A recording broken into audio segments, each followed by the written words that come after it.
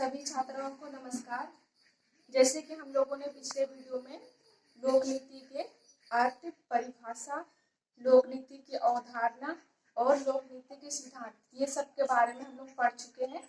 तो आज हम लोग इसी के आगे कंटिन्यू करते हैं। लोक नीति के प्रकार। लोक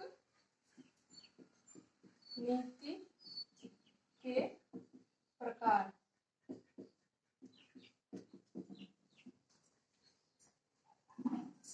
लोक नीति के निम्नलिखित प्रकार है, जिसमें पहला पॉइंट है तात्विक या सारगत नीतियां।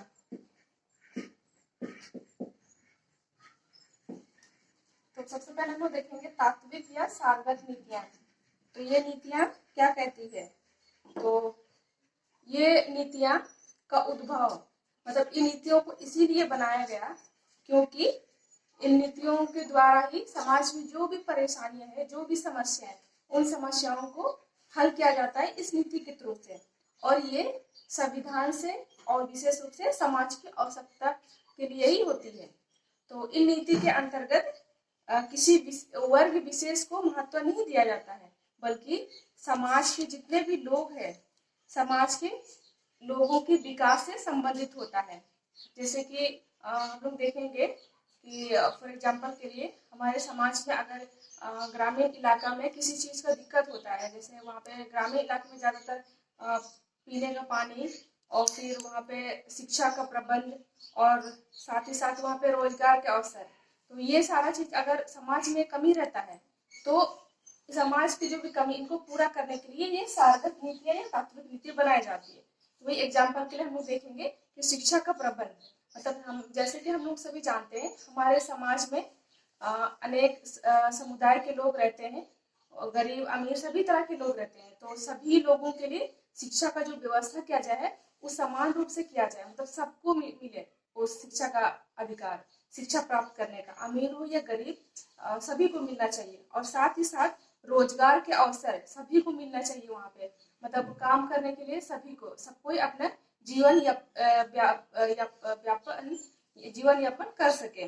तो इसीलिए ही ये तात्विक और सारगत नीतियां बनाई जाती है। और देन सेकेंड पॉइंट है नियंत्रक नीतियां। सेकेंड है नियंत्रक नीतियां। सेकेंड पॉइंट नियंत्रक नीतियां क्या कहती है? तो ये नियंत्रक नीतियों का संबंध व्यापार, व्यवसाय और फिर सुरक्षा उपाय और जन उपयोगी सेवाओं आदि से नियंत्रण से है। तो इस प्रकार के नियंत्रण सरकार की ओर से काम करने वाली जितने भी पदाधिकारी है, मतलब जो भी स्वयं संस्थाएं, सभी संगठन, तो उन संस्थाओं द्वारा किया जाता है। तो जैसे हम लोग फॉर एग्जांपल देखेंगे भारतीय रिजर्व बैंक और फिर निर्वाचन आयोग हुआ, राज्य यातायात नियम आदि, ये सारी संस्थाएं नियंत्रण क्रियाओं से जुड़ी होती है। देन तीसरा है वितरक नीतियां। वितरक नीतियां,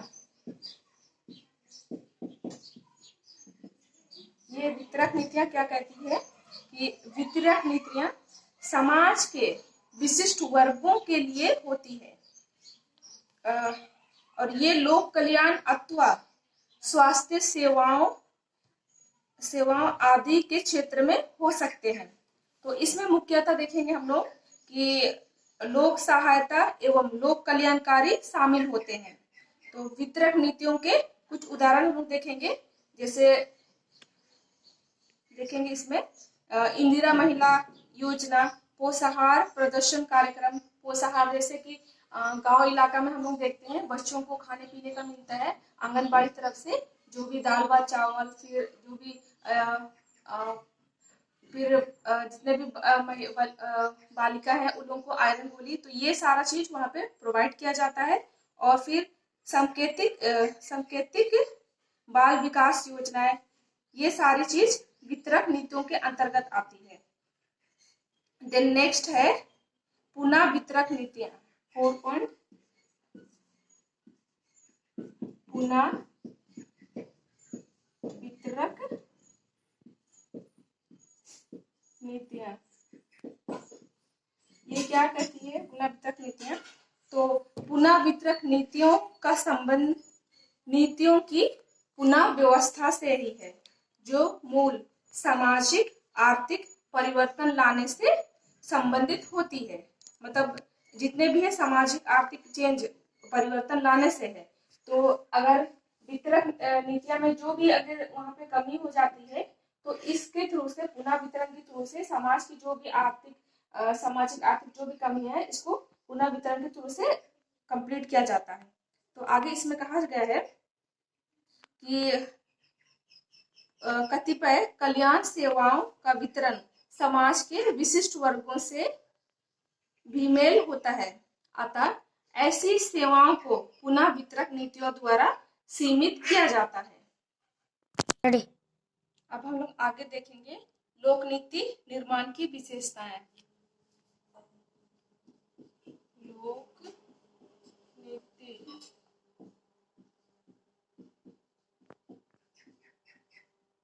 निर्माण की विशेषताएं, जिसमें पहला पॉइंट है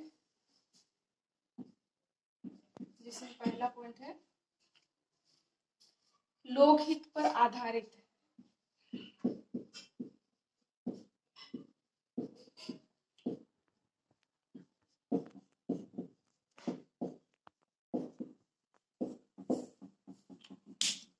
पहला पॉइंट है लोकहित पर आधारित। तो लोक नीति का उद्देश्य लोकहित या लोक कल्याण होता है। तो लोकहित से तात्पर्य है कि आम जनता का हित।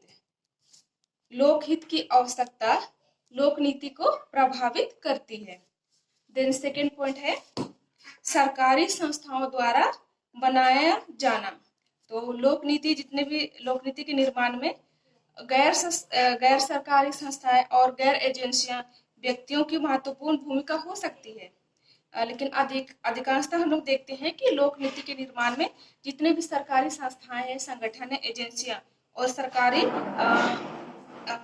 सरकार में कार्यरत जितने भी पदाधिकारी है उनकी प्रमुख भूमिका होती है। तो देन नेक्स्ट पॉइंट है तीसरा लोक नीति जटिल प्रक्रिया का परिणाम है।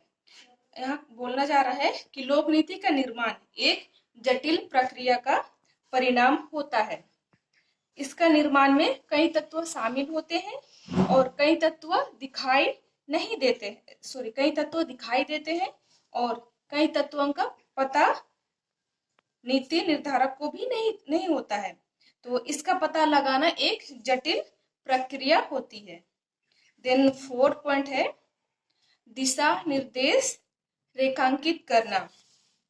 तो अधिकांशतः लोक नीति निर्माण में प्रमुख बातों के लिए दिशा निर्देश दिए जाते हैं, उनका ब्यौरा नहीं दिया जाता है। दिशा निर्देश तय हो जाने के बाद उपनीतियों में के ब्यौरे बनाए जाते हैं और इनको लागू करने के लिए नियम उपनियम आदि बनाए जाते हैं। देन फिफ्थ पॉइंट है भविष्य उन्मुखी। तो लोक नीति निर्माण में भविष्य पर भी ध्यान दिया जाता है। इसमें भविष्य की अनिश्चितता और फिर अनुमान, शंका और चुनौतियां साथ साथ लेकर चला जाता है, क्योंकि भविष्य जो है अस्पष्ट होती है और अनिश्चितता होती है। अतः निर्माण करते समय बहुत कुछ अस्पष्ट छोड़ दिया जाता है और घटाने बढ़ने की गुंजाइश छोड़ दी जाती है ताकि समय अनुसार उनमें परिवर्तित किया जा सके।